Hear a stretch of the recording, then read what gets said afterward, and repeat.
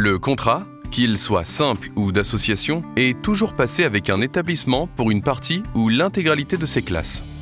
Il est signé par le préfet du département d'une part et par le chef d'établissement et le président de l'organisme de gestion d'autre part.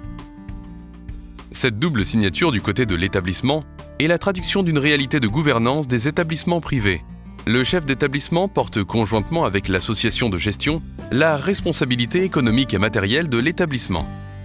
Ce mode d'organisation juridique autour d'une association de gestion, qui est le support légal de l'établissement, concerne la très grande majorité des établissements privés. Il vaut indifféremment pour le premier et pour le second degré, ce qui permet l'existence des ensembles scolaires, ces établissements privés composés d'unités pédagogiques d'enseignement pouvant aller de la maternelle au post-bac, dans une seule et même structure. Un établissement peut ainsi parfois être dirigé par plusieurs chefs d'établissement, chacun responsable de son ou de ses unités pédagogiques.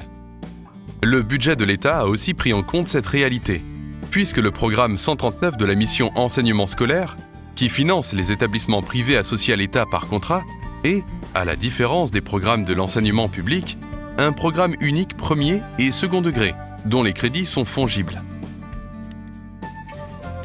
Le chef d'établissement est le pilote opérationnel. Bien qu'employé par l'organisme de gestion, ce dernier lui donne les délégations nécessaires pour diriger l'établissement. Ainsi, il a les moyens nécessaires pour mettre en œuvre le projet d'établissement.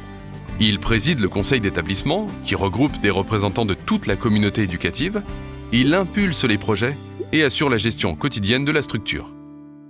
C'est également lui qui donne son accord à la nomination des enseignants et exerce sur eux, au quotidien, une autorité fonctionnelle, sous le contrôle des instances académiques.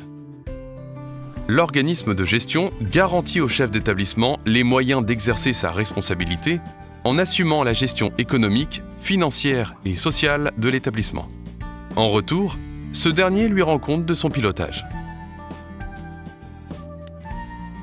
Même si la loi Debré ne reconnaît pas les réseaux d'enseignement privés, dans la pratique et par efficacité, le dialogue de gestion se construit en lien avec les groupements communs à plusieurs établissements se réclamant du même caractère propre. Ainsi, l'appartenance des établissements privés à un réseau dépend de la seule volonté commune du réseau et de l'établissement, qui sont des personnes morales de droit privé, ce dernier étant autonome aux yeux de la loi et avec qui est passé le contrat.